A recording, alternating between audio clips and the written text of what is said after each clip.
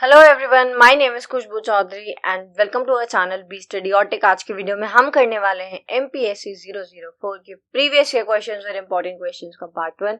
Total 2 part आएंगे, आज हम पार्ट 1 कर रहे हैं। सो वीडियो अच्छी लगी तो लाइक से कमेंट करना बिल्कुल मत भूलना और ऐसी वीडियोस के लिए हमारे चैनल को भी सब्सक्राइब कर लो। इसके अलावा आप जुड़ सकते हैं हमारे साथ टेलीग्राम चैनल पे और फॉलो कर सकते हैं इंस्टाग्राम पे। चलिए वीडियो को शुरू करते हैं। टोटल इस वीडियो के 2 पार्ट आने वाले हैं। आज की वीडियो में हम यूनिट 1 से लेके यूनिट 7 तक के पिछले 8 साल के जो क्वेश्चंस हैं वो करने वाले हैं। 8 years previous year questions plus important and expected questions. इससे बाहर यूनिट 1 से 7 तक कुछ नहीं आएगा। सेकेंड जो पार्ट आएगा उसके अंदर हम करेंगे यूनिट 8 से लेके 15 तक, उससे बाहर भी कुछ नहीं आएगा। तो अगर आपने दोनों वीडियो देख ली तो आप सारे क्वेश्चंस अटेम्प्ट कर सकते हैं। तो वीडियो को ज्यादा से ज्यादा शेयर कर देना अपने फ्रेंड्स तक या जो भी आपके कॉलेज के ग्रुप्स हैं उन सभी जगह, और कमेंट करना बिल्कुल मत भूलना कि आपको वीडियो कैसी लगी।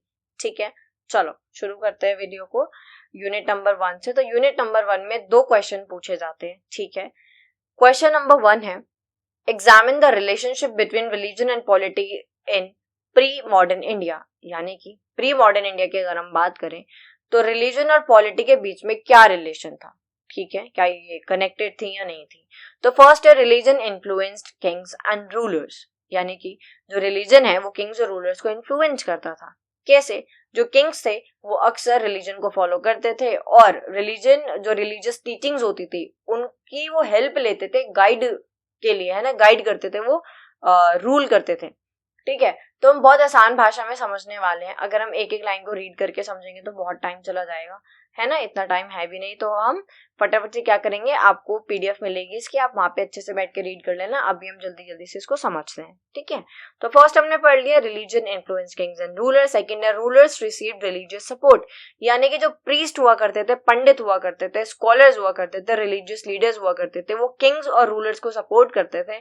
जैसे कि मैं अगर आपको एक एग्जांपल दूं तो अगर कोई हिंदू रूलर है कोई, तो उसको जो प्रीस्ट हुआ करते थे वो वेद, उपनिषद और रामायण, महाभारत और बहुत सारी चीजों जो हमारे सेक्रेड इंडियन टेक्स्ट थे, एंशिएंट टेक्स्ट थे, वहां से नॉलेज लेके और किंग को बताते हैं, जैसे कि एक किंग अच्छा किंग बन सके और लोगों के लिए भलाई के लिए उनकी काम करे। वहीं पे जो मुस्लिम रूलर हुआ करते थे, अगर आप यूजीसी नेट की तैयारी कर रहे हो तो उसमें यूनिट 3 है इंडियन पॉलिटिकल थॉट करके, है ना, जहाँ पे हम जियाउद्दीन बर्नी के बारे में भी पढ़ते हैं, जहाँ पे हम ये पढ़ते हैं कि वहां पे जो उस टाइम पे रूलर था, है ना, जियाउद्दीन बर्नी ने उसको क्या कंसेप्ट बताया था या क्या चीजें मतलब फॉलो होती थी। देखो, एक होता है शरिया लॉ, शरीयत लॉ, है ना, इस्लामिक रूल। अब उसकी हेल्प से रूलर ने क्या किया कि शरिया लो को, मुझे करेक्ट प्रोनाउंसिएशन नहीं पता, शरीयत है या शरिया है ना, तो जो इस्लामिक रूल है उससे, शरिया लॉ से लेके और करंट टाइम की जो नीड्स हैं, जो डिमांड है, जो सिचुएशन है, उन सारी चीजों को मिला के एक नया लॉ बनाया जिसको जवाबित बोला जाता था। ठीक है, तो यहाँ पे जो शरिया लॉ है वो इस्लामिक रूल है, रिलीजियस लॉ है इनका। ठीक है, उसको इन्होंने लिया और करंट सिचुएशन के साथ थोड़ा मिक्स करके चीजें बढ़ा घटा के उसको जवाबित बोला जाता था, वो बना दिया। तो इतने ज्यादा रिलीजन और पॉलिटिक्स उस टाइम पे लिंक थे। ठीक है, हालांकि आज के टाइम पे ऐसा नहीं होता है। नेक्स्ट है temples and religious institutions were important. यानी कि जो किंग्स हुआ करते थे, अब जो हिंदू किंग्स थे वो अपना जो लैंड है, मनी है, रिसोर्सेज है, वो टेम्पल्स वगैरह बनवाने में दे दिया करते थे। और वहीं पे जो मुस्लिम रूलर्स थे वो मॉस्क वगैरह बनवा दिया करते थे, है ना। Religion help maintain social order. जो रिलीजियस लॉज हुआ करते थे और कस्टम्स हुआ करते थे वो सोसाइटी, एडमिनिस्ट्रेशन और जस्टिस को काफी इन्फ्लुएंस करते थे। Many rulers promoted religious tolerance. अब कुछ ऐसे लिमिटेड रूलर्स भी आए जिन्होंने हर एक रिलीजन को इक्वली रिस्पेक्ट किया, साथ ही साथ दे अलाउड पीपल कि लोग अपनी मर्जी से अपने किसी भी रिलीजन को या फेथ को फॉलो कर सकते हैं। Right, some rulers respected different religions and allowed people to follow their own faith. Next is politics and religion were closely connected. यानी कि अभी तक हम देखते ही आए हैं, जितने भी हमने ऊपर ये 5 पॉइंट्स पढ़े हैं, कि रिलीजन और पॉलिटिक्स काफी कनेक्ट थे, है ना। जो रूलर, जो किंग्स हुआ करते थे वो उनके एक सलाहकार हुआ करते थे। अब वो प्रीस्ट हैं, स्कॉलर हैं, है ना, ये रिलीजियस लीडर है, वो उनको गाइड करते थे क्योंकि वो नॉलेज तो उनके पास होती थी ना, रूलर के पास तो नहीं होती थी। ठीक है, तो ये इतने ज्यादा कनेक्टेड थे। चलो, अब सेम क्वेश्चन एक और तरीके से पूछा जा सकता है और वो है right a critical essay on distinctive feature of pre modern Indian political thought. ठीक है, बस थोड़ा सा अलग है इसलिए मैंने इसको सेपरेट ही कर दिया, वहां पे और करके नहीं लिखा। अब यहाँ पे कह रहे हैं धर्म, या फिर धर्मा, moral duty was the basis of politics. अब यहाँ पे धर्म का मतलब सनातन धर्म बिल्कुल नहीं है, हिंदू धर्म बिल्कुल नहीं है, सिख धर्म बिल्कुल नहीं है ना, मुस्लिम धर्म नहीं है. यहाँ पे क्या बात है, यहाँ पे धर्म का मतलब है moral duty. पॉलिटिक्स का जो बेस है वो है moral duty. It means एक रूलर से एक्सपेक्ट किया जाता है कि वो धर्म के हिसाब से चले. It means equality, justice, welfare, ये सारी चीजों पे वो ध्यान दें. यानी कि rulers were expected to govern according to dharma, righteousness and justice. Politics को लिंक किया जाता था मोरालिटी और एथिकल वैल्यूज से. King was important but not absolute. Read that again. King was important यानी कि the king had great power. King के पास काफी पावर्स है, वो बहुत जरूरी है, लेकिन भाई वो एब्सोल्यूट नहीं है. यानी कि उसको भी धर्म को फॉलो करना है और उसको लॉज, जो धर्म के लॉज हैं, जो मॉरल ड्यूटीज है, उनको फॉलो करना है. और उसमें क्या है वो धर्म, क्या है वो मॉरल ड्यूटी, कि आपको लोगों के लिए काम करना है, लोगों के हित के लिए काम करना है. आप रूलर बने हो तो आपसे ये एक्सपेक्ट किया जा रहा है कि आप काम करेंगे for the welfare of the people, right. Third point क्या कहता है, religion and politics were closely connected. यानी कि थर्ड पॉइंट में बताया गया है कि जो रिलीजन और पॉलिटिक्स है वो बहुत ज्यादा कनेक्टेड होते थे. यानी कि जो हमें रिलीजियस आइडियाज है वो दिखते थे गवर्नेंस, लॉज और एडमिनिस्ट्रेशन के अंदर. ठीक है. Sometimes this help maintain order but it could also create social inequalities. Next है welfare of people was emphasised. यानी कि जैसे कि मैंने बताया, एक गुड रूलर से एक्सपेक्ट किया जाता था कि वो लोगों को प्रोटेक्ट करे, पीस मेंटेन करे और प्रोस्पेरिटी को प्रमोट करे. कुल मिला के एक अच्छे रूलर की, एक अच्छे किंग की ड्यूटी हुआ करती थी कि वो पब्लिक वेलफेयर के लिए काम करे, right. Public welfare was considered an important duty of the state. Next is strong administrative system. यानी कि thinkers like Kautilya emphasized efficient administration, taxation, diplomacy, security. जो कौटिल्य जैसे थिंकर्स थे, उन्होंने एडमिनिस्ट्रेशन, टैक्सेशन, डिप्लोमेसी, सिक्योरिटी के ऊपर इतना ध्यान दिया और इसको इतनी इंपॉर्टेंस दी, समझा, इसका कंसेप्ट बताया कि एक स्टेबल किंगडम वो बना पाए. लास्ट है सोशल हायरार्की इन्फ्लुएंस्ड पॉलिटिक्स. यानी कि जो कास्ट सिस्टम है वो भी पॉलिटिक्स और सोशल लाइफ को अफेक्ट करता है. While it provided social order, ये हमें एक सोशल ऑर्डर देता है, but it also limited equality, मतलब ये लिमिटेड इक्वालिटी भी देता है ना, और अपॉर्चुनिटीज फॉर मेनी पीपल. ठीक है, दोनों सेम ही थे, ज्यादा कुछ अलग था नहीं, बस एक दो पॉइंट्स अलग थे. या फिर कह दो कि लिखने का तरीका थोड़ा अलग है, कि अगर ये वाला पूछेंगे तो ऐसे लिख दिया, वो वैसे उस तरीके से क्वेश्चन आएगा तो आपने वैसे लिख दिया. ठीक है, चलो आगे बढ़ते हैं. Unit number 2. तो यूनिट नंबर 2 से क्वेश्चन 1 आता है और शायद से एक ही क्वेश्चन आता है. ठीक है. Discuss nationalism. नेशनलिज्म क्या होता है और उसके फीचर्स बताने हैं with reference to liberal ideas. या तो ऐसे पूछेंगे या तो पूछ लेंगे explain nationalism concern with orientalism and colonial discourse. ठीक है. तो नेशनलिज्म क्या होता है, बहुत इजी है ना. अब मास्टर्स के स्टूडेंट्स हैं तो हम वो तो नहीं पढ़ेंगे ना कि एकदम कि नेशनलिज्म क्या होता है, इसका मतलब क्या होता है. चलो, बट स्टिल नेशनलिज्म का मतलब है love and loyalty towards the nation. यानी कि नेशनलिज्म का मतलब है कि आप अपनी कंट्री से बहुत प्यार करते हैं, बहुत प्राइड, बहुत डिवोशन अपनी कंट्री की तरफ आपका है. ठीक है. Freedom and self rule. यानी कि लिबरल नेशनलिज्म सपोर्ट करता है the right of people to govern themselves without foreign control. यानी कि जो ट्रू नेशनलिज्म है या फिर जो लिबरल नेशनलिज्म है, वहां पे क्या सपोर्ट करते हैं ये कि एक जो कंट्री है वहां पे जो लोग हैं वहां पे उनका सेल्फ रूल होना चाहिए, वो खुद को गवर्न करे, ना कि कोई फॉरेन कंट्रोल, कोई बाहर से आके उनको कंट्रोल करे, है ना. Equality of citizen. यानी नेशनलिज्म के अंदर क्या होता है, लिबरल आइडियाज को भी अगर हम लेके चलें तो इक्वालिटी ऑफ सिटीजन यानी कि हर एक व्यक्ति, all citizen should have equal rights and opportunities regardless of the religion, caste and class. हर एक इंडिविजुअल, हर एक सिटीजन के पास इक्वल राइट्स होने चाहिए, अपॉर्चुनिटीज होनी चाहिए, ना कि उनका रिलीजन, उनकी कास्ट या उनकी क्लास को देख के उनको अपॉर्चुनिटीज या राइट्स मिलने चाहिए. ठीक है.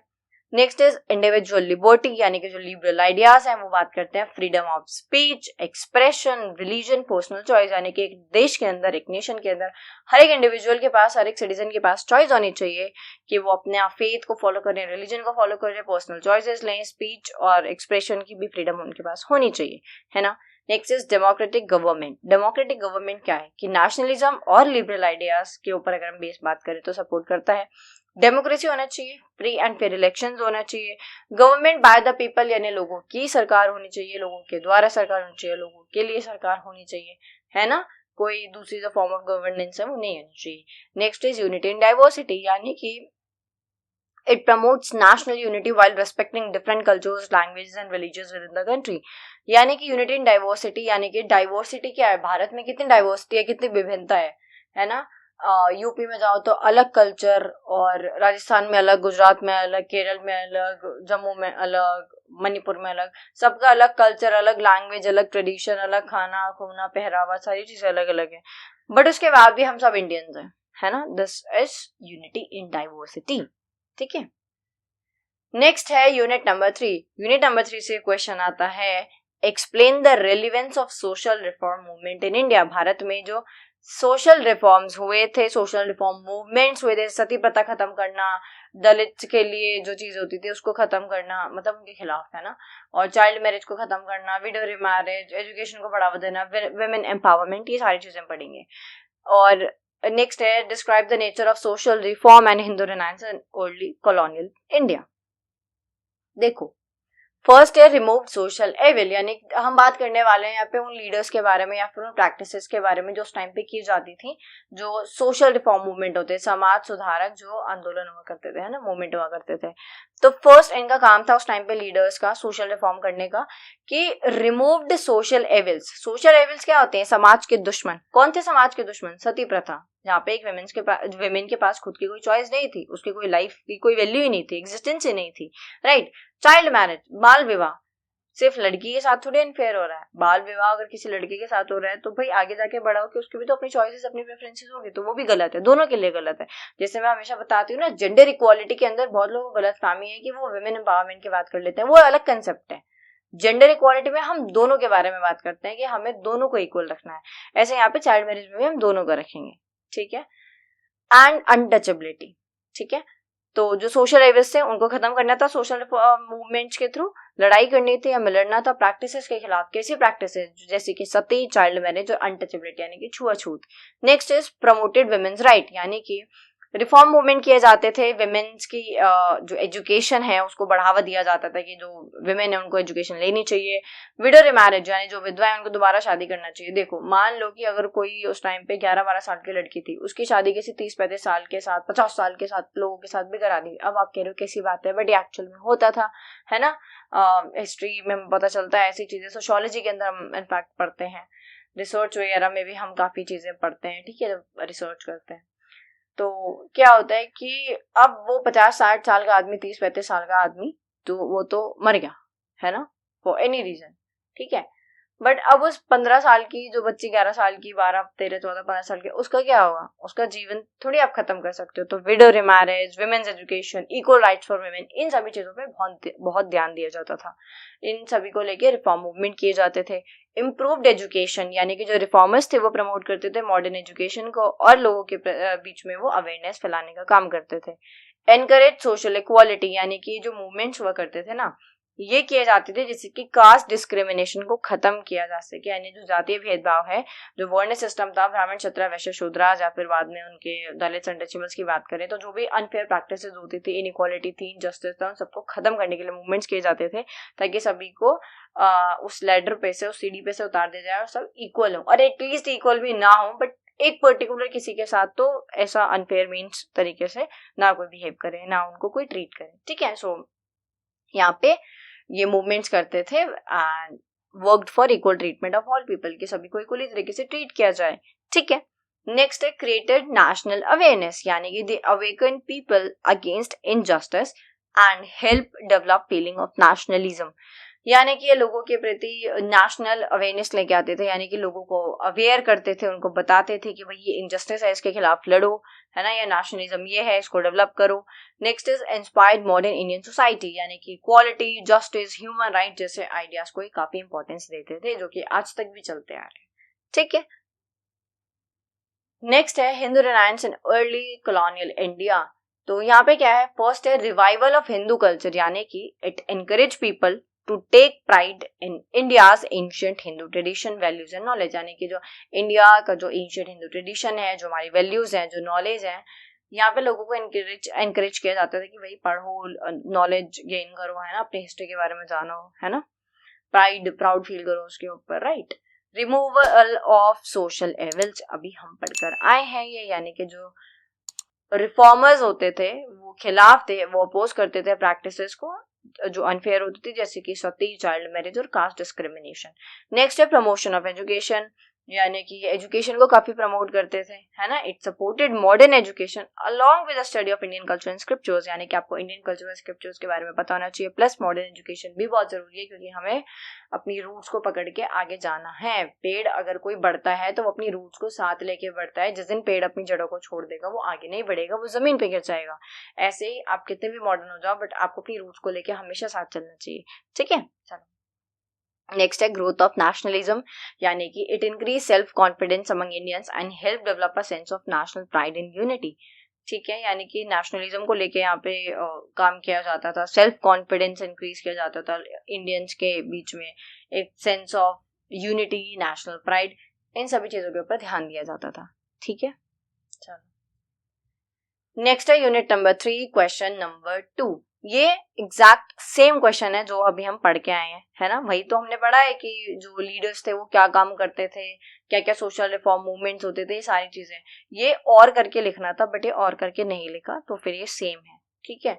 तो आपको पीडीएफ मिलेगी, आप उसमें पढ़ लेना, या फिर यहीं पे इसको पॉज करके एक बार देख लो। सेम है तो हम इसको बहुत ज्यादा एक्स्ट्रा टाइम नहीं देते हैं, ठीक है। इसको हम स्किप कर देते हैं। 3 यूनिट हो गई, उनमें से डेफिनेटली क्वेश्चन आएंगे, या तो कोई 2 क्वेश्चन आएंगे, वरना 3 क्वेश्चन भी आ सकते हैं, ठीक है। यूनिट 4 से क्या क्वेश्चन पूछता है? क्वेश्चन नंबर 1 है, describe Jyotiba Phule's contribution as a social revolutionary. जो ज्योतिबा फूले थे उन्होंने क्या कॉन्ट्रीब्यूट किया है एज अ सोशल रेवोल्यूशनरी। देखो ज्योतिराव फूले या Jyotiba Phule, he was a great Indian social reformer, right? He worked for education. In fact, चलो हम पढ़ेंगे आगे, यही पढ़ने वाले हैं जो मैं बताने वाली थी। सो जो ज्योतिराव फूले हैं वो एक ग्रेट इंडियन सोशल रिफॉर्मर थे, जिन्होंने एजुकेशन के लिए काम किया, विमेंस राइट को लेके काम किया, और जो ऑप्रेस्ड पीपल थे या फिर जो डिसएडवांटेज पीपल थे या फिर जो लोअर कास्ट थी, उनको अपलिफ्ट करने का काम किया है इन्होंने। इक्वालिटी, जस्टिस उनको प्रोवाइड करने के लिए काम किया है। एग्जाम्पल, ज्योतिराव फूले ने अपनी वाइफ सावित्री बाई फूले जी के साथ मिलकर भारत में और महाराष्ट्र के अंदर फर्स्ट एक स्कूल खोला था जो कि सिर्फ गर्ल्स के लिए था। इमेजिन उस टाइम पे जो दलित्स हुआ करते थे, जो विमेन्स हुआ करती थी, जो पुअर पीपल थे, उनको एजुकेशन अलाउ नहीं थी, एक्सेस भी नहीं था, अफोर्ड भी नहीं कर सकते थे, बट इन्होंने स्पेशली गर्ल्स के लिए एक स्कूल खोला। सावित्री बाई फूले इनकी वाइफ थी, उनके साथ मिलके, ठीक है। साथ ही साथ इन्होंने सत्यशोधक समाज भी बनाया 1873 के अंदर, to fight caste discrimination and promote social equality. Social equality यानी कि सामाजिक समानता को प्रमोट करने के लिए और जो जातीय भेदभाव था उसको खत्म करने के लिए इन्होंने 1873 में सत्यशोधक समाज भी बनाया, ठीक है।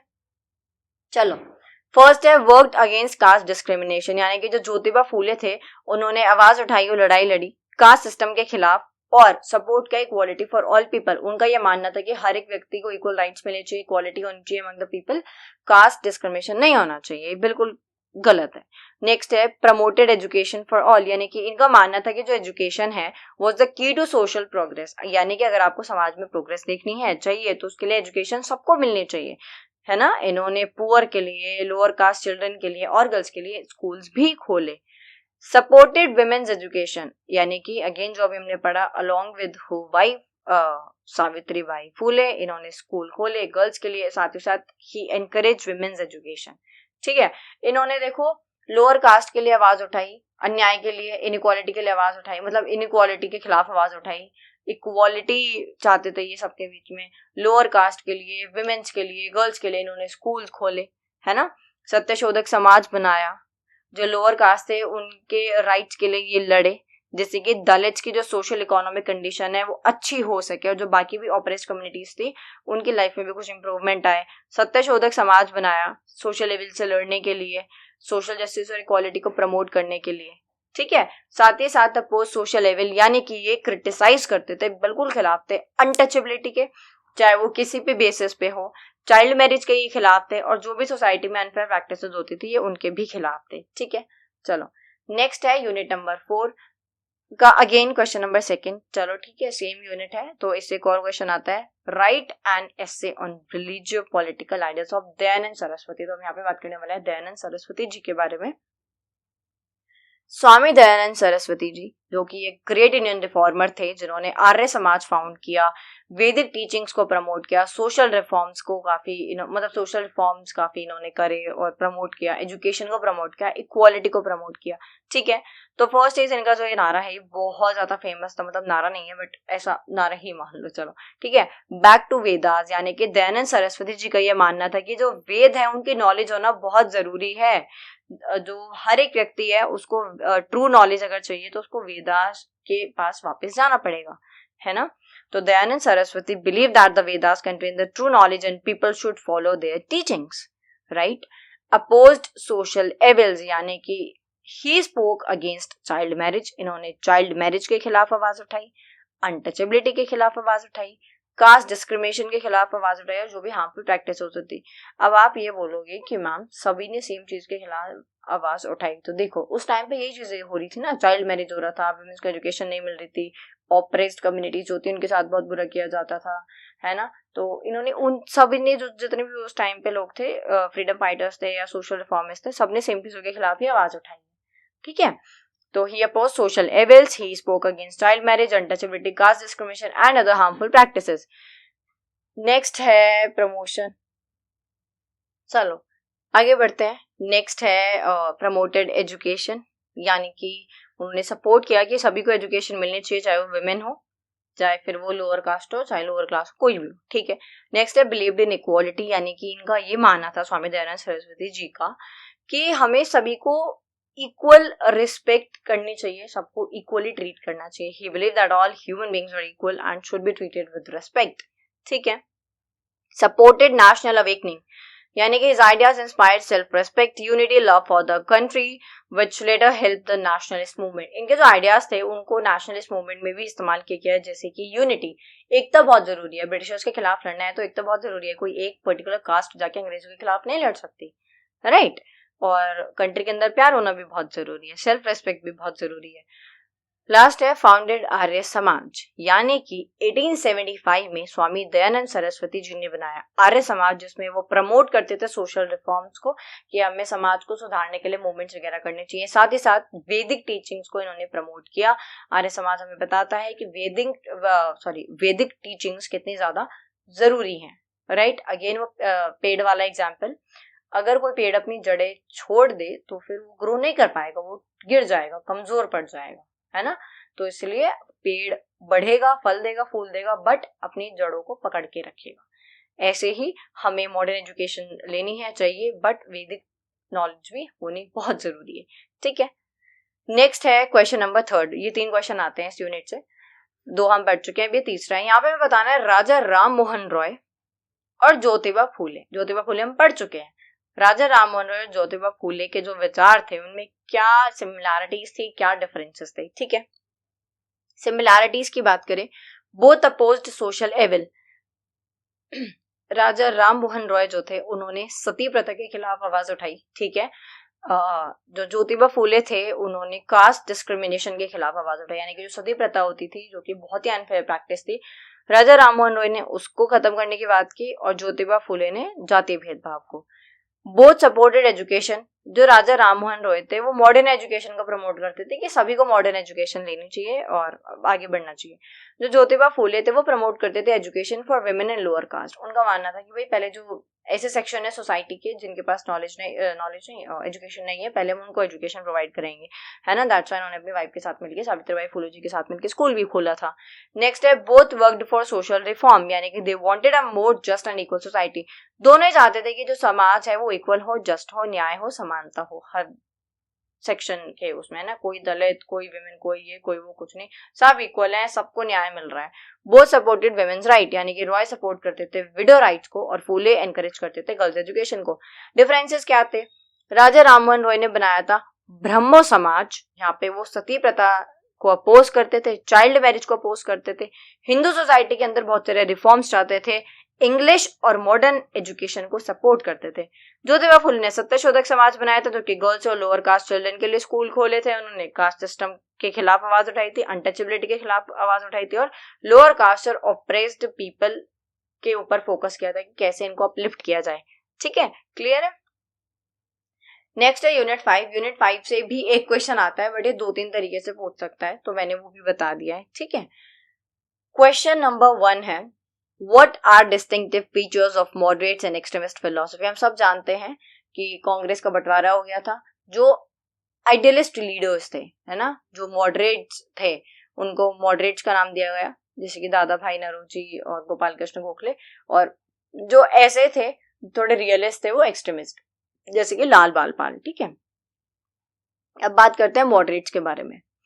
जो लीडर्स थे, दादा भाई नौरोजी, गोपाल कृष्ण गोखले, फिरोज शाह मेहता, ये चाहते थे कि जो ब्रिटिश गवर्नमेंट है वहां पे इनको क्या हो कि एक तरीके से मान लो कुछ चेंजेस हो जाएं, है ना। ये उनको खत्म नहीं करना चाहते थे, भाई ब्रिटिशर्स मर जाएं, भाग जाएं, या हम इनको भगा दें या इनके खिलाफ लड़े, नहीं, ये बस कुछ बदलाव चाहते थे। कौन? दादा भाई नौरोजी, गोपाल कृष्ण गोखले, फिरोज शाह मेहता, ये कुछ नाम है जो सामने देखने को मिलते हैं।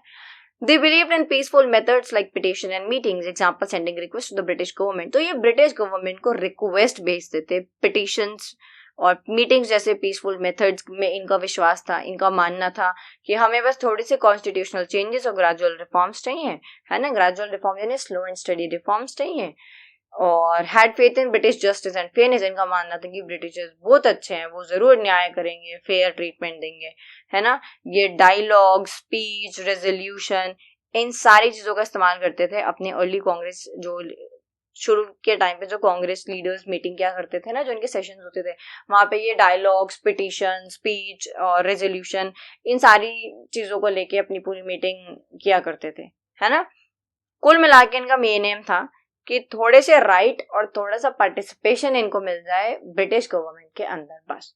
अब इसके आगे एक्सट्रीमिस्ट है जो कि बिल्कुल ऑपोजिट थे, जैसे कि बाल गंगाधर तिलक, बिपिन चंद्रपाल, लाला लाजपत राय, जिनका मेन गोल था कि कंप्लीट स्वराज चाहिए, पूरी आजादी चाहिए, फुल इंडिपेंडेंस चाहिए, नेशनल प्राइड की बात किया करते थे। इनको ब्रिटिशर्स पर रद्दी भर भी भरोसा नहीं था, इनको सेल्फ रूल चाहिए था, ग्रेजुअल नहीं, इमीडिएट सेल्फ रूल, बिल्कुल स्वराज चाहिए था, अभी चाहिए था। ये मानते थे कि ब्रिटिशर्स ऐसे नहीं मानेंगे, उनको बॉयकॉट करो, उनके गुड्स को बॉयकॉट करो। स्वदेशी मूवमेंट चलाया था इन्होंने, जिसमें इन्होंने प्रोटेस्ट किया था, पब्लिक कैंपेन चलाए, स्ट्राइक्स की कि बॉयकॉट कर दो ब्रिटिशर्स की हर चीज को, राइट। और इनका मानना था स्ट्रॉन्ग एक्शन लेने चाहिए, मास मूवमेंट करना चाहिए, प्रोटेस्ट करना चाहिए, सामने वाले को अपनी पावर दिखानी चाहिए, सो दैट वो आपको हल्के में ना ले और आपकी जो भी मांगे हैं, डिमांड्स हैं, उनको फुलफिल करे, है ना, ठीक है। मॉडरेट्स को ये चमचा बोलते थे अंग्रेजों का, ओके। अब उसी को अभी जो हमने क्वेश्चन पढ़ा है ना, दो और तरीके से बांट दिया गया है। जो हमने एक्सट्रीमिस्ट वाला पढ़ा है ना, लाल बाल पाल, बिल्कुल वही है, बट चलो एक बार रीड कर लेते हैं, वरना आप बोलोगे सारे क्वेश्चंस मैम ऐसे बोल रही है, वही है। और नेक्स्ट है 1907 का सूरत स्प्लिट, ये वही है कि जो मॉडरेट्स और एक्सट्रीमिस्ट बट गए थे, ठीक है। तो इंपॉर्टेंस ऑफ लाल बाल पाल, लाला लाजपत राय, बाल गंगाधर तिलक एंड बिपिन चंद्र पाल, ये एक्सट्रीमिस्ट थे, जो कि 1905 कांग्रेस सेशन में जब बंटवारा हो गया था, तो इनके जो रियलिस्ट आइडियोलॉजीज है वो थोड़ा हमें देखने को मिली थी। So they made the freedom movement stronger and more active. इनकी वजह से ही जो फ्रीडम मूवमेंट है वो काफी स्ट्रॉन्ग बना, काफी एक्टिव बना। इन्होंने लोगों को सेल्फ रूल, स्वराज की डिमांड के लिए काफी इंस्पायर किया, स्वदेशी मूवमेंट चलाया कि इंडियन गुड्स का इस्तेमाल करो, ना कि ब्रिटिशर्स की, उनको बॉयकॉट करो। जो ब्रिटिशर्स की पॉलिसीज थी उनके खिलाफ थे, और लोगों को भी ये काफी बताते थे। अंग्रेजों का मानना था कि भड़काऊ भाषण देते हैं, बट ऐसा नहीं था। They spread national pride through speech, newspaper, public meeting, इन सबके अपने अपने न्यूज़पेपर थे जिसमें ये बताते थे, या मैगजीन्स वगैरह में, कि भाई ऐसे ऐसे आप छोटे छोटे स्टेप्स लेके भी ब्रिटिशर्स को कैसे कमजोर कर सकते हो, right. They led the extremist movement and encourage mass participation in freedom struggle, ठीक है। चलो नेक्स्ट है 1907 का सूरत स्प्लिट। तो ये वही है कि सूरत स्प्लिट हुआ था, यानी कि 1907 में जो आईएनसी है, इंडियन नेशनल कांग्रेस, उसका गुजरात में जो सेशन चल रहा था, वहां पे एक चीज दिखी कि भाई जो कांग्रेस के कुछ लीडर्स हैं वो कह रहे हैं कि पिटिशन, डायलॉग, स्पीच की तरफ बढ़ो, है ना, और ये हमारे लीडर हैं। कुछ जो फ्रीडम फाइटर्स, नहीं क्या बोलेंगे, लीडर्स ही बोल देते हैं, कुछ जो कांग्रेस के लीडर्स थे, यहाँ पे उनका ये मानना था कि नहीं, ये पिटिशन, डिस्कशन, डायलॉग्स के लायक नहीं है, इनको तो बॉयकॉट करो और मास मूवमेंट करो, प्रोटेस्ट करो, है ना, स्वराज चाहिए हमें। सो यहाँ पे डिसएग्रीमेंट होता है ओवर द लीडरशिप, कौन लीडर बनेगा, और फ्रीडम स्ट्रगल के लिए हम कौन से मेथड का इस्तेमाल करेंगे, मॉडरेट्स या एक्सट्रीमिस्ट। तो इसी को लेके सेपरेशन हो जाता है, कांग्रेस स्प्लिट हो जाती है, 2 सेपरेट ग्रुप्स में बढ़ जाती है, ठीक है। काफी टाइम तक काफी वीक किया था इसने नेशनल मूवमेंट को, बट उसके बाद फिर चीजें आगे बढ़ गई थी। लीडर्स जो कि गोपाल कृष्ण गोखले, दादा भाई नौरोजी थे, ऐसे ये मॉडरेट मेथड्स को इस्तेमाल करते थे, पिटीशन डिस्कशन वगैरह, और इसलिए इनको मॉडरेट्स बोल दिया गया। और बाल गंगाधर तिलक जैसे कि लाल बाल पाल थे, वो एक्सट्रीमिस्ट मेथड को यूज करते थे, जैसे प्रोटेस्ट मूवमेंट, ये सब बॉयकॉट, तो इनको एक्सट्रीमिस्ट बोल दिया गया। क्लियर है, बहुत ईजी है, ठीक है। नेक्स्ट है यूनिट नंबर 6। क्वेश्चन नंबर 1 है, describe Swami Vivekananda views on nationalism. Swami Vivekananda के नेशनलिज्म को लेके क्या विचार हैं, साथ ही साथ सेलिएंट फीचर्स बताने हैं उनकी थ्योरी ऑफ सोशल चेंज के, ठीक है। स्वामी विवेकानंद जो कि ग्रेट इंडियन मॉन्क थे, फिलोसोफर थे, जो कि डिसिपल थे, शिष्य थे किसके, श्री रामकृष्ण के, जो कि वेस्ट बंगाल में मिले थे काली जी की आरती के टाइम पे, ठीक है। खैर वो अलग है ना, वो यूजीसी नेट जब हम पढ़ते हैं तो उसमें बहुत डिटेल में सब पढ़ना पड़ता है।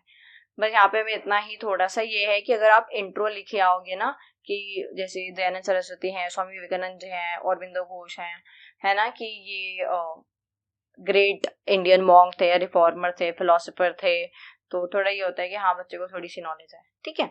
चलो, बाकी ऐसा रिजिड लैंग्वेज उनको भी नहीं चाहिए, क्योंकि उनको देखो मास्टर्स में ना, मुझे ऐसा लगता है कि आप लोगों को भी डाउट होता होगा कि हम इतना इजी पढ़ते हैं, इतना आसान भाषा में, और वो एग्जाम में लिख के आते हैं।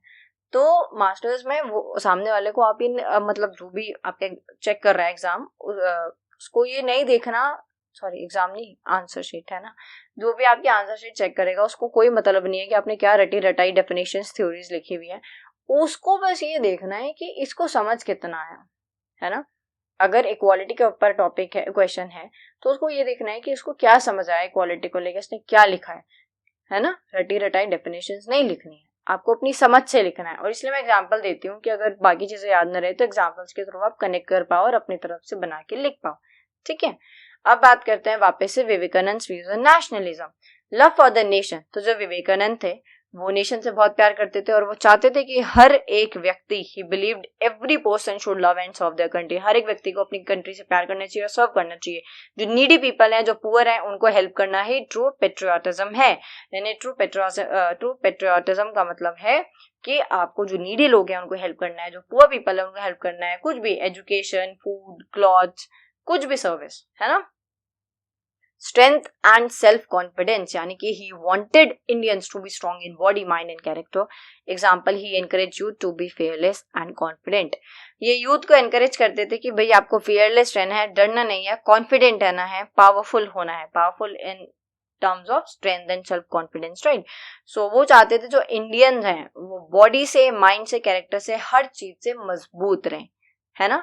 कभी कभी क्या होता है, जब आप इमोशनली मेंटली स्ट्रांग नहीं होते हो, सिर्फ फिजिकली स्ट्रांग हो, तो फिर उसे भी कोई फर्क नहीं पड़ता, है ना, क्योंकि अंदर ही अंदर तो आप कमजोर हो। तो आपको मतलब spirit, soul, body, mind, character, हर एक चीज आपका मजबूत होना चाहिए, तभी कॉन्फिडेंस आता है, ठीक है। प्राइड इन इंडियन कल्चर, यानी कि he taught people to respect India's ancient culture and tradition, और इसके बारे में उन्होंने बहुत ही प्राउडली बात की थी इंडियन फिलोसफी के बारे में, parliament of religions in Chicago 1893, जो कि बहुत ही ज्यादा फेमस है, ठीक है।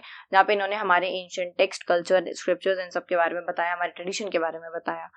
Unity among all people, he believed all Indian should live together without discrimination. इनका मानना था कि भाई हर एक इंडियन को एक साथ मिलकर रहना चाहिए, कोई भेदभाव नहीं होना चाहिए, कास्ट के बेस पे, रिलीजन के बेस पे कोई भेदभाव नहीं होना चाहिए, ठीक है। हर एक व्यक्ति को एक साथ मिलकर रहना चाहिए, unity among all people. Next है सर्विस टू ह्यूमैनिटी। अच्छा, क्या हुआ था, देखो इनके जो गुरु थे ना, श्री रामकृष्ण, जो इनका वेस्ट बंगाल में मिले थे काली जी की आरती के टाइम पे, उनकी कुछ समय बाद डेथ हो जाती है। उसके बाद ये क्या करते हैं, ये पूरे इंडिया में भ्रमण करते हैं, घूमते हैं, बहुत टाइम लेते हैं, है ना, पैदल पैदल जाते हैं।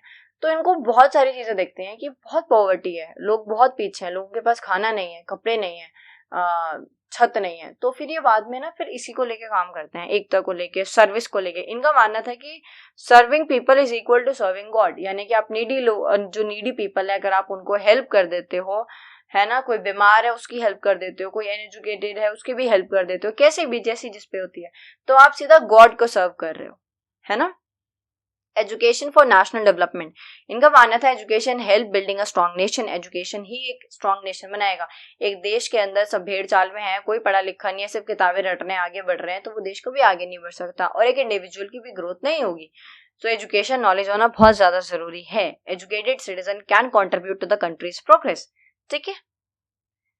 नेक्स्ट है salient features of Swami Vivekananda theory of social change. Okay. Education as a key to change. अभी हमने पढ़ा social progress come through education. Educated होना बहुत जरूरी है. पुअर चिल्ड्रन को भी पढ़ाना बहुत जरूरी है, तभी सोसाइटी आगे बढ़ेगी.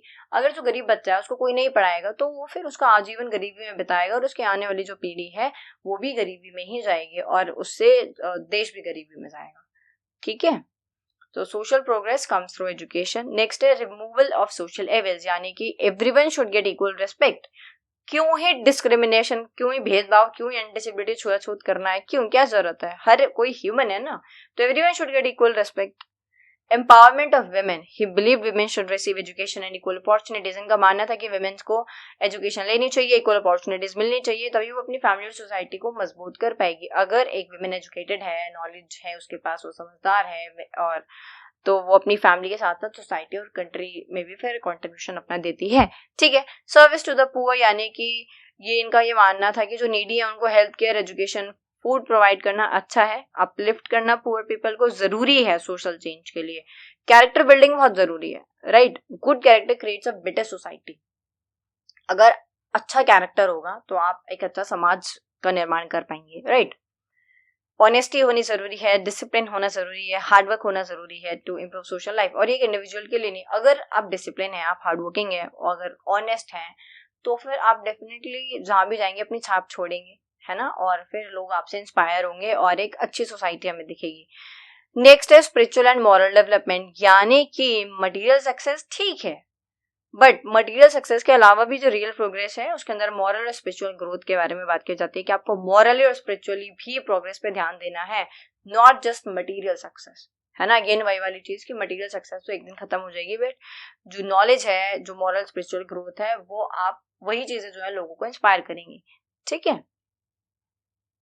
नेक्स्ट जो क्वेश्चन आता है इस यूनिट से वो है analyse Shri Aurobindo's critique of political moderates in India. भाई ये पॉलिटिकल मॉडरेट्स के खिलाफ थे कि ये क्या चमचे बने घूमते रहते हैं अंग्रेजों के कि चेंज कर दो, ये कर दो, स्मॉल रिफॉर्म कर दो, ग्रेजुअल चेंज कर दो. है ना. अगला है थ्योरी ऑफ नेशनलिज्म और ह्यूमनिज्म. ठीक है. जल्दी से देख लेते हैं, फिर एक यूनिट और बची बस. श्री अरबिंदो घोष एक इंडियन नेशनलिस्ट थे, फिलोसोफर थे, पोइट थे, स्पिरिचुअल लीडर थे, who advocated nationalism and human unity. ठीक है. फर्स्ट है Shri Aurobindo's critique of political moderates, यानी कि इनका मानना था moderates depend too much on British rulers. Aurobindo believe they only request reforms instead of demanding freedom. है ना. तो श्री अरबिंदो का ये मानना था कि जो मॉडरेट्स थे वो बहुत ज्यादा क्या थे, डिपेंड थे किसके ऊपर, ब्रिटिश रूलर्स के ऊपर. इनका मानना था कि ये हमेशा बस रिक्वेस्ट करते रहते हैं, डिमांड करते रहते हैं, पिटिशन, डायलॉग, स्पीच, ये सब क्या होता है ना, इससे आजादी मिलेगी क्या. नेक्स्ट है they lack courage and strong action. इनके हिसाब से जो मॉडरेट्स है वो करेजियस नहीं थे, उनको स्ट्रॉन्ग एक्शन लेने नहीं आते थे और ऐसे आजादी नहीं मिलती. He felt peaceful request alone could not bring independence. Next है दे हैड लिमिटेड गोल्स. इनका मानना था कि भाई मॉडरेट्स को स्वराज से तो कोई मतलब है नहीं, इनको तो चाहिए छोटे मोटे रिफॉर्म्स और थोड़ी सी इनको सीट मिल जाए, जगह मिल जाए, पार्टिसिपेशन, बस. while Aurobindo wanted complete independence, Swaraj.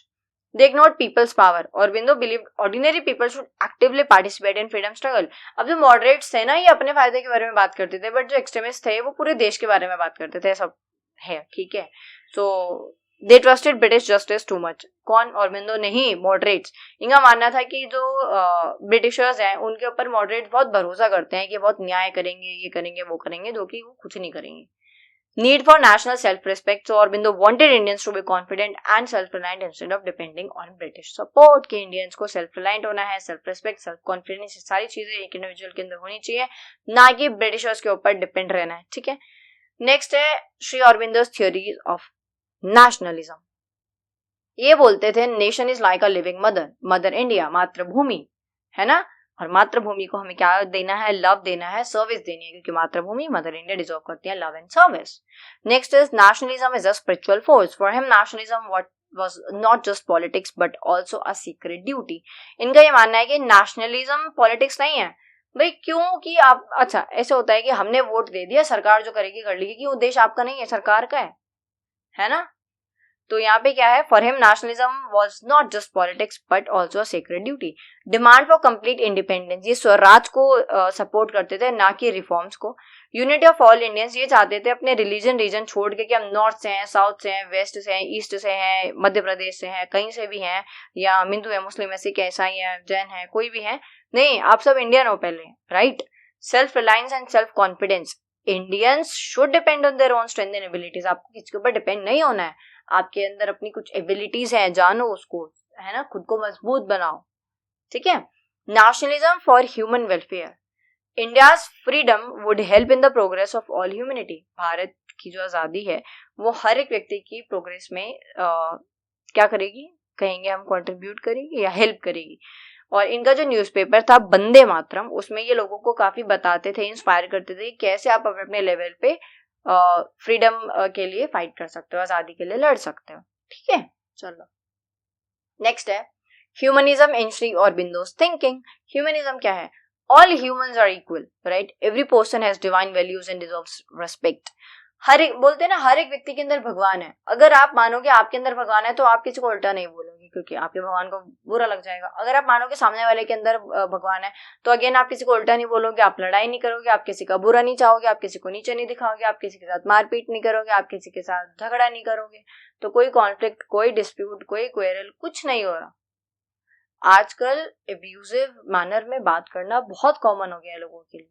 But जिस दिन आपके दिमाग में चीज आ जाएगी कि आपके अंदर भी भगवान है और सामने वाले के अंदर भी एक डिवाइन कुछ है, तो आप रिस्पेक्ट करोगे सामने वाले की, और आपकी भी फिर सामने वाला रिस्पेक्ट करेगा, है ना. So all humans are equal, every person has divine value and deserve respect. Unity of mankind, he believed all people belong to one human family. अगर अपनी रंग रूप जाति जगह सब कुछ छोड़ दो, जगह इन द सेंस कि हम एमपी से हैं, यूपी से हैं, महाराष्ट्र से हैं, गुजरात से हैं, इन सबको छोड़ दो, अपने रिलीजन को छोड़ दो, अपने नाम को छोड़ दो, सब एक जगह आ जाओ, तो आप सब एक ह्यूमन हो पहले, राइट. तो यूनिटी ऑफ मैनकाइंड बहुत जरूरी है. Spiritual development of humans, human life should aimed at moral and spiritual growth, right. Spiritual development होना बहुत जरूरी है. स्पिरिचुअल डेवलपमेंट का मेन जो मतलब है वो है खुद को जानना, है ना. जिस दिन आप खुद को जान जाओगे, लाइफ में कोई स्ट्रेस, कोई एंजाइटी वगैरह कुछ नहीं होगा. और वो नहीं होगा तो आपके माइंड में अच्छे थॉट्स आएंगे, सिर्फ अपने लिए नहीं, अपनी फैमिली के लिए, अपनी कम्युनिटी के लिए, अपनी सोसाइटी के लिए, अपने देश के लिए, ठीक है. Peace and cooperation, nation should work together instead of fighting, कि भाई देश को एक साथ मिलकर रहना चाहिए, प्यार मोहब्बत से रहना चाहिए, लड़ाई वड़ाई नहीं करनी चाहिए, सबका नुकसान है.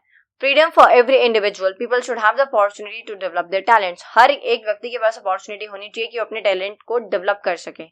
Welfare of all humanity, the ultimate goal is the progress and happiness of all human beings. यानी कि अल्टीमेट गोल क्या है, कि हर एक व्यक्ति खुश रहे, सब जीवन में आगे बढ़े.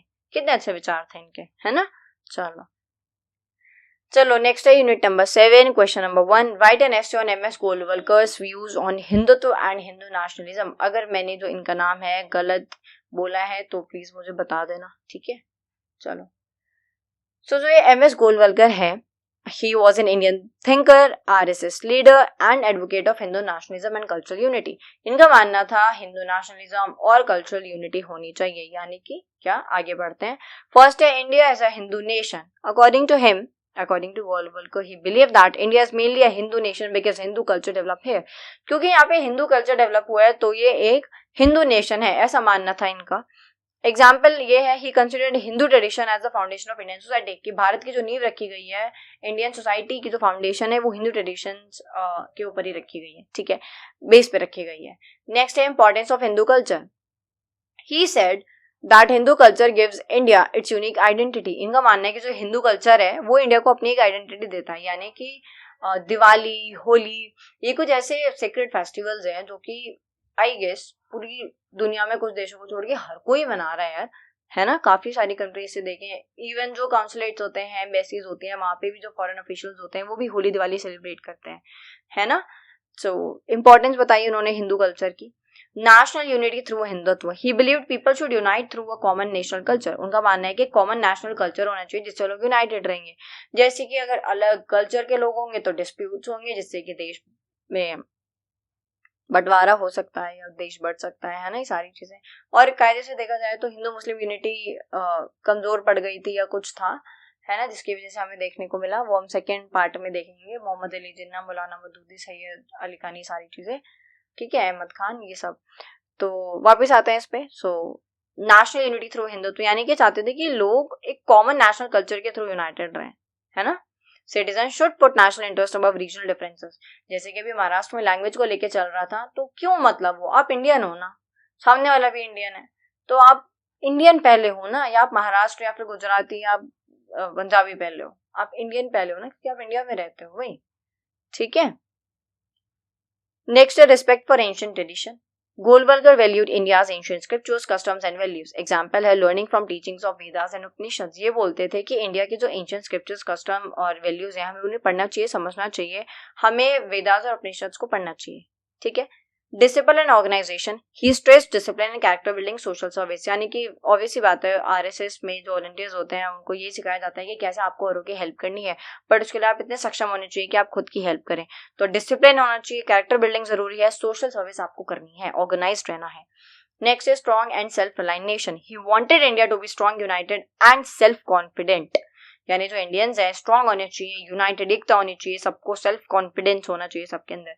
तभी जो लोग हैं, जब वो खुद के ऊपर भरोसा रखेंगे तो वो लोग फिर देश के लिए भी कुछ काम करेंगे। Citizen working together for national development and security, ठीक है। लास्ट क्वेश्चन है question number 2। Examine V D. Savarkar ideas of Hindutva as cultural nationalism and examine Savarkar's views on nation and state. देखो क्या होता है कि एक यूनिट में अगर 2, 3, 4, 5, 6 जितने भी थिंकर्स के बारे में बात की गई है ना, उसमें से कोई एक आता है या फिर 2 भी आ सकता है, बट अब उन 1 या 2 की भी अलग अलग चीजों के ऊपर विचार और सारी चीजें, है ना। तो कुल मिला के यूनिट 1 और यूनिट 2 अगर आप पूरी करके जाते हैं तो एक भी क्वेश्चन आपको बाहर बिल्कुल भी देखने को नहीं मिलेगा। और एग्जाम से आने के बाद मुझे इंस्टा पे क्वेश्चन पेपर शेयर कर दिया करो, और यूट्यूब पे ये जो वीडियो है इसके नीचे कमेंट कर दिया करो कि मैम पेपर अच्छा गया है या कैसा गया है या कितने क्वेश्चंस आए थे, ठीक है। तभी अगली वीडियोस बनाने में मजा आता है। V D. Savarkar's idea of Hindutva as cultural nationalism. जो वी.डी. सावरकर थे, he was a freedom fighter, a writer, political thinker who developed the idea of Hindutva, ठीक है। फर्स्ट है nation based on common culture. जो सावरकर थे उनका मानना यही था कि जो एक नेशन है उसमें कॉमन कल्चर होना चाहिए, जिससे कि अगेन कोई डिस्प्यूट वगैरह ना हो, है ना। इंडिया पाकिस्तान का बंटवारा क्यों हुआ? क्योंकि डिफरेंसेस थे तो वो साथ में नहीं रह पाए। वही ये कह रहे हैं, पीपल सेलिब्रेट सिमिलर फेस्टिवल, लोगों को सिमिलर फेस्टिवल सेलिब्रेट करने चाहिए, लोगों को कॉमन कस्टम जो है वो फॉलो करना चाहिए, जिससे कि यूनिटी रहेगी। Next is Hindutva is more than religion. Hindutva यहाँ पे कोई पर्टिकुलर रिलीजन की बात नहीं हो रही है, यहाँ पे common culture, common identity, national identity के बारे में बात हो रही है, जिसमें आप सेम लैंग्वेज बोलते हैं, सेम हिस्ट्री फॉलो करते हैं और सेम आपका वे ऑफ लाइफ है। इंडिया के अंदर आप हो, मैं हूँ, चाहे कोई भी हो, हम सबका जो इतिहास है वो सेम है। इट मीन्स हम सबकी हिस्ट्री सेम है। ब्रिटिशर्स ने सबके ऊपर राज किया था, स्पेशली आपके मेरे ऊपर नहीं किया था, ठीक है। India is the homeland of Hindus. He believed India is a sacred land and ancestral home of Hindus. इनका मानना है कि जो इंडिया है वो एक sacred land है, पवित्र पुण्य भूमि है, और हमारे पूर्वजों की ये जगह है। यहाँ पे होली प्लेसेस हैं जैसे Varanasi, Ayodhya are in India. अब मैं आपको ना एग्जाम्पल से समझाती हूँ। देखो, जैसे गंगा और यमुना है ना। अगर मैं अपना पर्सनली बताऊं तो मुझे ऐसा लगता है कि हर चीज का जो सोल्यूशन है वो आपको गंगा मैया के पास में बैठ के मिल जाता है, राइट। अगर आप गंगा किनारे जाके बैठते हैं तो आपको हर चीज का सोल्यूशन मिल जाता है, पीस मिल जाता है, बहुत क्लैरिटी मिल जाती है। और हम उनकी पूजा भी करते हैं, आरती भी करते हैं, और जोत भी जलाई जाती है, और बहुत ही, है ना, पूजा में भी इस्तेमाल किया जाता है गंगा जल, सारी चीजें। तो एक रिलीजन जिसके लिए गंगा और यमुना इतनी सेक्रेड रिवर्स हैं, इतनी होली रिवर्स हैं, हमारे लिए इतनी पूजनीय है, वहीं जो बाकी रिलीजन्स हैं उनके लिए बस वो एक रिवर है, बस पानी बह रहा है, साफ पानी है, क्लियर पानी है, वो चलता जा रहा है, उनके लिए बस वो है, उससे ज्यादा कुछ नहीं है। और एक रिलीजन है जिसके लिए वो बहुत पूजनीय है ना। तो दोनों के विचार अलग है, दोनों की मान्यताएं अलग है, तो यहाँ पे कॉन्फ्लिक्ट हो सकते हैं। बिल्कुल ऐसे ही इनका यही मानना है कि अभी जैसे अभी बनारस की शायद वो बात है, जब अभी ईद के आसपास वहां पे है ना, जो कुछ लोग थे, ऑल्दो उनको पनिश कर दिया गया है उसके लिए, और हर कोई एक जैसा नहीं होता है, बट वहां पे उन्होंने, जहाँ पे लोग ऐसे मतलब इतनी जो होली रिवर है वहां पे उन्होंने वो किया था ना, पार्टी करी थी ना नॉनवेज वगैरह की, तो कितनी गलत चीज थी, क्योंकि जो एक रिलीजन है जिसके लिए वो जगह सब कुछ है, आप वहीं पे कुछ ऐसा कर रहे हो जो उनकी मान्यताओं में नहीं है, तो ये बहुत गलत चीज हो जाती है। तो यहाँ पे इनका मानना ये था, किसी के लिए कोई हेट्रेड नहीं था, ना ही वीडी सावरकर, ना ही एम.एस. गोलवलकर, ना ही आप, ना मैं, किसी के लिए कोई हेट्रेड नहीं है। बस एक दूसरे को और एक दूसरे की मान्यताओं को रिस्पेक्ट करना है, दैट्स इट। कोई कॉन्फ्लिक्ट नहीं है, कोई डिस्प्यूट नहीं है, ठीक है। चलो, importance of national unity. Savarkar चाहते थे कि जितने भी हिंदूज हैं वो सब यूनाइटेड रहें, है ना, तभी एक जो स्ट्रेंथ है, वो हम कह सकते हैं नेशनल स्ट्रेंथ, वो तभी दिखेगी जब सब यूनाइटेड रहेंगे। होली प्लेसेस, अच्छा नहीं, कहाँ है हम 4th पे हैं, है ना। एग्जाम्पल इसका क्या है, people from different caste working together for the nation, कि अलग अलग कास्ट के लोग मिलकर नेशन के लिए काम करें। अब यहाँ पे देखो, मैं एक और फटाफट से एग्जाम्पल दे सकती हूँ, अपना पर्सनल एग्जाम्पल ही दे सकती हूँ। जैसे मेरा नाम आपको पता है, खुशबू चौधरी है, मैं जाट कम्युनिटी से बिलोंग करती हूँ, मैं जाट हूँ। तो अब इस चीज को लेकर मुझे प्राउड करना चाहिए, या फिर जो भी, जैसे मान लो जो मेरी कम्युनिटी है ना, जैसे जाट रेजिमेंट है, या फिर जो सूरजमल रहे हैं जी, या जितने भी रहे हैं, उन सब ने क्या कंट्रीब्यूट किया है कंट्री के लिए। किसी ने ये तो नहीं किया होगा ना कि हम जाट हैं या फिर हम ये हैं, है ना, या मराठास हैं, ये नहीं, उन सब ने अपना कंट्रीब्यूशन दिया है सोसाइटी के अंदर। तो हमें उनसे सीखना चाहिए और हमें देखना चाहिए कि हम क्या कंट्रीब्यूट कर सकते हैं, या फिर एक रैट रेस है जो कि हम लोग बस भेड़ चाल में चल रहे हैं और जीवन कट रहा है ना, ऐसा नहीं होना चाहिए, ठीक है। तो पीपल फ्रॉम डिफरेंट कास्ट, हमें हर एक चीज भूल के अपने देश के लिए काम करना चाहिए, working together for the nation, है ना। बहुत अच्छी बात है, आप प्राउड फील करो, मैं भी बहुत ज्यादा प्राउड फील करती हूँ, बट आप उससे कोई टीचिंग्स, कुछ लेसन कुछ तो लो कि आप क्या कंट्रीब्यूट कर रहे हो, जिससे कि आने वाली पीढ़ी आपको याद कर सके, है ना, ठीक है। और ये सभी के लिए है, ठीक है। नेक्स्ट है pride in Indian heritage. He encourage people to respect India's ancient culture and history, example learning about ancient Indian achievements, ठीक है। Next is strong and self-reliant nation. He believed a nation should be strong and organized and capable of self-defense. एक nation को इतना मजबूत होना चाहिए, इतना organise होना चाहिए, इतना केपेबल होना चाहिए कि वो अपनी रक्षा खुद कर सके। Citizen contributing to national security and development, और उसके लिए आपको पहले अपनी रक्षा करनी चाहिए, तो ही आप और की रक्षा कर पाओगे। और आप सेल्फ रिलायंट हो, स्ट्रांग हो, सेल्फ डिफेंस जानते हो, ऑर्गेनाइज्ड हो, तो फिर आप डेफिनेटली कंट्रीब्यूट करोगे नेशन के लिए कुछ, ठीक है। नेक्स्ट है Savarkar's views on nation and state, यानी कि नेशन कम्स फर्स्ट, यानी कि जो सिटीजन्स हैं उनको नेशनल वेलफेयर के लिए काम करना चाहिए, काफी लॉयल्टी दिखानी चाहिए अपने नेशन के प्रति। Common culture creates a nation, जब आप कॉमन कल्चर में रहते हो, common history, common tradition share करते हो, तो आप एक नेशन बनाते हो। स्ट्रॉन्ग स्टेट इज नेसेसरी, एक स्ट्रॉन्ग गवर्नमेंट का होना बहुत जरूरी है ना, तभी वो लॉ एंड ऑर्डर को मेंटेन कर पाएगी और एक पावरफुल स्टेट अपने नेशन को प्रोटेक्ट कर पाएगा। Equality before law, all citizen should be treated equally bye the state, भाई हर कानून हर किसी के ऊपर अप्लाई है, same laws applying to everyone. तो इनइक्वालिटी कैसी और किस बेस पे, ठीक है। National security is important. He emphasise military strength and defence, यानी कि हमें एक स्ट्रॉन्ग आर्मी रखनी चाहिए, अपने बॉर्डर्स को प्रोटेक्ट करके रखना चाहिए। एंड यूनिटी ओवर डिफरेंसेस, यानी कि अगेन अपनी कास्ट, अपना रीजन जहाँ से नॉर्थ साउथ से बिलोंग करते हो, अपने सोशल डिफरेंसेस सबको भूल के हमें नेशन के ऊपर ध्यान देना चाहिए। क्योंकि जिस दिन आप में मैं आ जाता है ना, या मी फर्स्ट आ जाता है, उस दिन क्या हो जाता है, आप क्या करते हो, आप फिर डिस्प्यूट्स होने लग जाते हैं ना। मैं फर्स्ट आने में आप सामने वाले को फिर इंफीरियर फील करा देते हो, है ना, नीचे दिखाने की कोशिश करते हो, या नहीं भी दिखाते हो तो खुद को तो जरूर सुपीरियर दिखाते हो, जिससे कि एक नेशन वीक होता है। तो people from different background working together for India's progress. That's all for today. I hope आपको वीडियो अच्छी लगी होगी, आपने लाइक शेयर कमेंट कर दिया होगा, सब्सक्राइब भी कर दिया होगा, और अगर अभी तक मेंबरशिप नहीं ली है तो जल्दी से मेंबरशिप ले लो, क्योंकि Telegram as we know ban है। तो इंस्टा पे जिनके पास मेंबरशिप है उन सभी के पास एक्सेस है पीडीएफ्स का, पीपीटीज का, ठीक है। बाकी वीडियोस तो आपको मिल ही जाएगी।